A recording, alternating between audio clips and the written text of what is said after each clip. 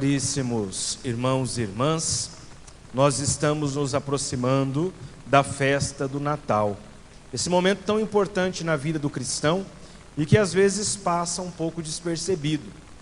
Digo isso porque nós ainda temos uma mentalidade fechada no princípio de que o Natal, ele é o aniversário de Jesus. Aí nós ouvimos as músicas, vamos cantar parabéns para Jesus e assim por diante. Quando na verdade o Natal ele é muito mais do que isso. O Natal é a celebração cristã do momento em que Deus, ouvindo as nossas preces, resolve descer, se encarnar no nosso meio para nos trazer a salvação. Então, mais do que cantar parabéns para Jesus, o Natal é momento de nós reconhecermos essa grande dádiva que Deus nos ofereceu, de o seu próprio Filho, a segunda pessoa da Santíssima Trindade, se encarnar no nosso meio e experimentar aquilo que eu e você muitas vezes experimentamos, exceto o pecado. Essa semana agora que nós vamos começar a vivenciar a partir de hoje, ela pode ser considerada como se fosse uma Semana Santa que antecede o Natal. Porque agora, se nós pegarmos todo o Evangelho, todos os dias que se aproximam, nós vamos perceber que dia após dia, o Evangelho vai nos trazendo a revelação da encarnação do Verbo Divino no nosso meio. Por isso valeria a pena, cada um de nós, pegar lá o aplicativo da liturgia diária, ou também a liturgia diária em nossas casas, e acompanharmos o Evangelho durante toda esta semana, para que a gente vá se preparando cada vez mais para esta festa tão importante que é o Natal do Senhor, a natividade de Jesus Cristo, que desce para nos libertar dos nossos pecados. E a liturgia de hoje vem nos trazer alguns pontos interessantes. A primeira leitura e o Evangelho, elas se complementam. Essas leituras, uma depende da outra, porque a primeira leitura nos traz uma promessa, e o Evangelho nos traz o cumprimento daquela profecia que foi falada para nós na primeira leitura. Na primeira leitura nós ouvimos o profeta Isaías narrar para nós um acontecimento interessante na vida do povo de Israel. Existia um rei de Israel chamado Acás. Esse rei Acás, ele era judeu, ele conhecia a lei de Israel, conhecia todos os mandamentos, só que ele não seguia todos os mandamentos. Na verdade, Acás ele estava mais preocupado com as glórias humanas do que de fato o amor de Deus. Portanto, ele não seguia à risca as coisas que estavam na Sagrada Escritura da sua época. Sobretudo, o primeiro mandamento, era o primeiro mandamento que ele mais deixava de seguir. Comunidade, qual é o primeiro mandamento? Amar a Deus sobre todas as coisas. Sendo um judeu, conhecedor da palavra, conhecedor de todos os mandamentos, Acás ele chega ao cúmulo de fazer uma besteira horrível. Ele viu que ele estava perdendo poder financeiro. Ele viu que ele estava perdendo poderes políticos. Ele viu também que estava perdendo poderes militares. E aí o que Acás faz? Sendo um judeu, ele deveria voltar o seu coração para Deus e poder fazer uma oração. Olha, Deus, eu fui colocado à frente do povo. Por favor, traz para mim de volta as mesmas glórias do passado. Traz para mim novamente, por favor, o poder financeiro, militar, o poder econômico, enfim, traga para mim de novo tudo isso. Mas Acás não rezou.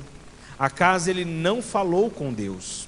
Acás foi fazer alguma coisa que é abominável aos olhos de qualquer judeu daquela época e de hoje também. Ele vai e começa a orar para outros deuses. Sendo um judeu, conhecedor da palavra, conhecedor dos mandamentos, sobretudo do primeiro mandamento da lei de Deus, Acás ele comete a atrocidade de procurar falsos deuses para poder resolver o seu problema. E começa assim a oferecer sacrifícios para esses falsos deuses. pergunto para vocês a mesma coisa que eu perguntei hoje de manhã. Vocês acham que o fato de Acás ser um judeu, conhecedor da palavra, e ter ido buscar outros deuses, é algo ruim ou algo bom? O que vocês acham? Vamos lá, gente, convicção. Ruim? E se eu disser que a gente faz a mesma coisa? Nós não somos diferentes de Acás, não. Quer ver como que nós fazemos a mesma coisa? Nós estamos com um problema na vida. Aí nós vamos lá e resolvemos rezar. Falamos com Deus, parece que Deus não escuta, parece que Deus não está ligando muito para nós. E aí o que a gente faz?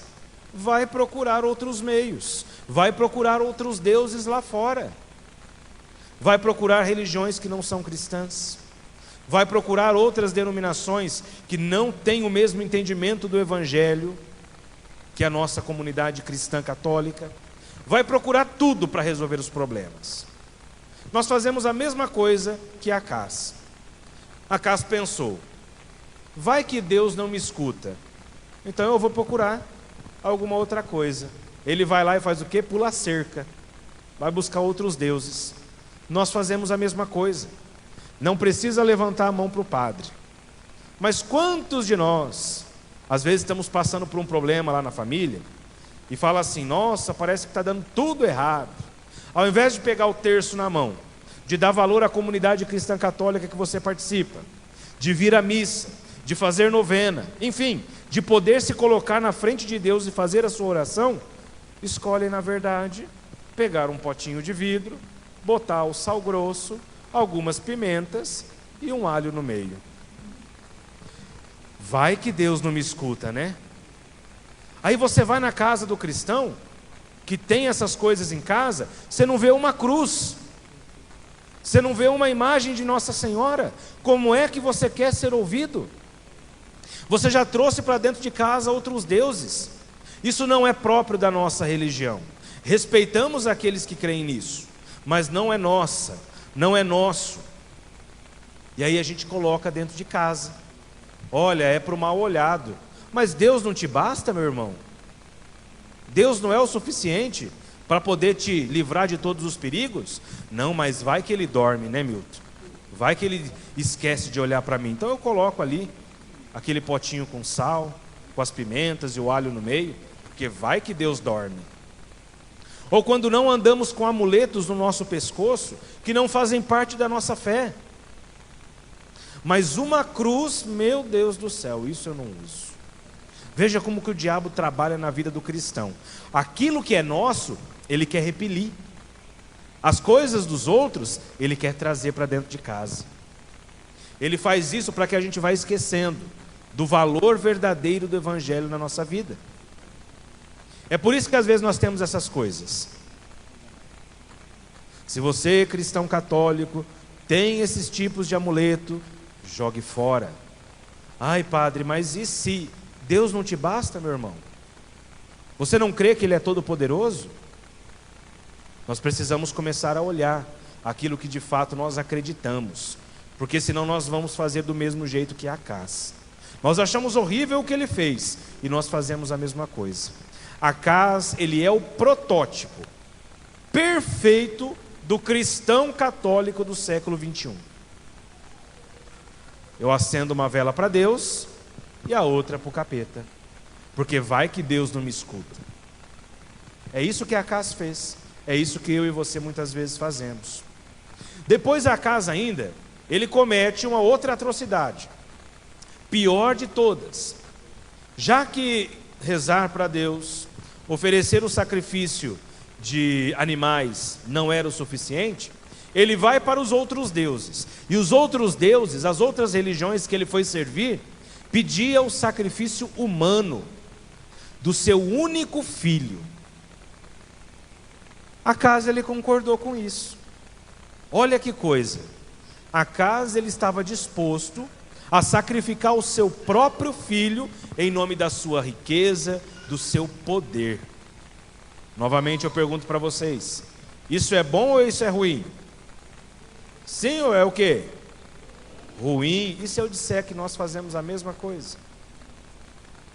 Quantas vezes nós sacrificamos os nossos filhos em nome de ideologias que não são compatíveis com a ideia, o ideal cristão?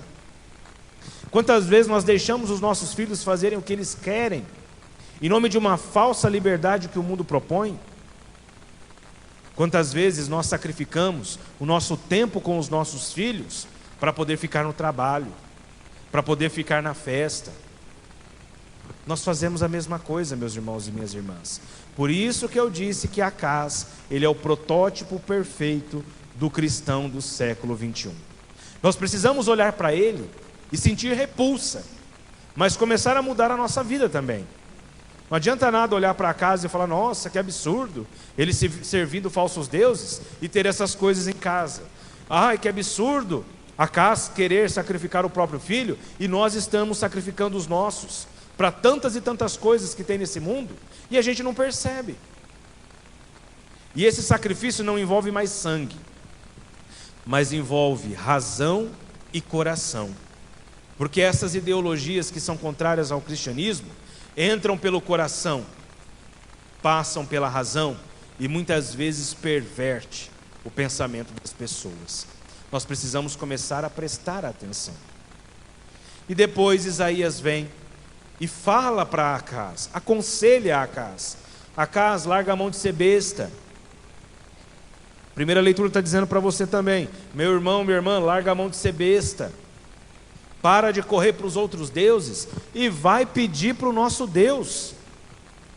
E Acaz, como grande protótipo do cristão do século 21, responde com a falsa humildade: eu não tentarei e nem pedirei nada para o nosso Deus.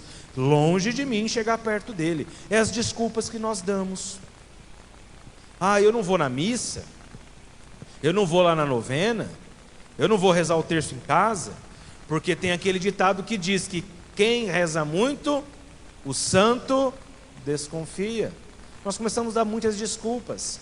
Não, eu não vou pedir para Deus, porque acha que eu vou ocupar Deus com um pedido tão besta desse?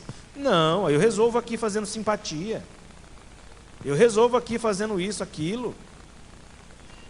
Precisamos acordar, meus irmãos e minhas irmãs. Isaías tentou alertar Acaz, assim como a leitura também alerta cada um de nós na noite de hoje: não procuremos falsos deuses. O nosso Deus é poderoso, Ele é onipotente, Ele é onisciente, Ele é onipresente. Então para que buscar outras coisas? Ele lança a profecia da virgem que vai conceber. Esse será um sinal para Acaz. Só que Acaz não viu esse sinal. Aqui também mora um ensinamento importante para nós. A promessa que Deus lança na nossa vida, a profecia que Deus coloca na nossa história, não é para ser de uma hora para outra. Ela precisa passar por um processo. Assim como passou por um processo na história de Israel, até a encarnação de Jesus Cristo, a promessa de Deus na nossa vida também ela vai passar por um processo, que às vezes é doloroso, é lento. Nós precisamos passar pela cruz para poder experimentar a promessa sendo realizada no nosso meio. Mas hoje em dia, falar de sofrimento é uma doideira, porque hoje sofrer é coisa de gente doida, quando na verdade o sofrimento, meu irmão e minha irmã, o sofrimento ele é educativo. Por que que Deus às vezes não escuta as nossas orações? Ou melhor, porque Ele não nos responde da forma como nós gostaríamos? Porque Deus é Pai, Ele sabe o que o filho precisa. E às vezes Ele sabe que o filho precisa dar com os burros na água para poder aprender. Porque assim como Isaías tentou alertar Acaz e ele não escutou, Deus muitas vezes nos alerta e a gente não escuta. Então é necessário o sofrimento na nossa vida. É necessário às vezes enfiar o dedo na tomada para saber que dá choque. Porque enquanto o nosso pai e a nossa mãe ficam falando: não faz isso que dá choque, não faz isso que você vai machucar, a gente não sossega enquanto não enfiar o dedo. Nós fazemos isso na nossa vida também. Deus ele nos alerta, mas o sofrimento é necessário para que a gente aprenda a caminhar no caminho de Deus.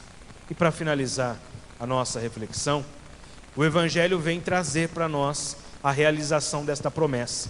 Essa virgem que foi prometida lá na primeira leitura no tempo de Isaías, se concretiza na pessoa de Maria, escolhida por Deus para ser a mãe do Salvador. Eu fico achando interessante como deveria ser o diálogo de Maria e de José logo após o encontro com o anjo. Imagina Maria chegando para José, falando: José, você estava na carpintaria o dia inteiro, né? Tava. Você não sabe o que me aconteceu, José. O quê? Apareceu um anjo, loirão, 1,80 m, cabelo enrolado, olho azul, e ele disse que eu estou grávida. Imagina como José olhou para Maria. Como assim, Maria? Apareceu um anjo? José não compreendeu num primeiro momento, só que ele não ousou duvidar. Ele não ousou duvidar. Para ele era difícil, humanamente falando, acreditar numa história tão absurda como essa, de que apareceu um anjo e a mulher dele, a noiva dele, está grávida. Mas José, ele era justo, José, ele era puro, José, ele era santo, e ele sabia da promessa. Ele não ousou questionar Maria, mas ele toma uma atitude que para nós é uma atitude maravilhosa. Ele decide abandonar Maria. Padre, mas que coisa feia, como assim? O senhor está elogiando a atitude de José de abandonar Maria para ela criar o filho sozinha? Estou. Sabe por quê? Porque José, ele era justo, e ele sabia de o seguinte: Maria apareceu grávida.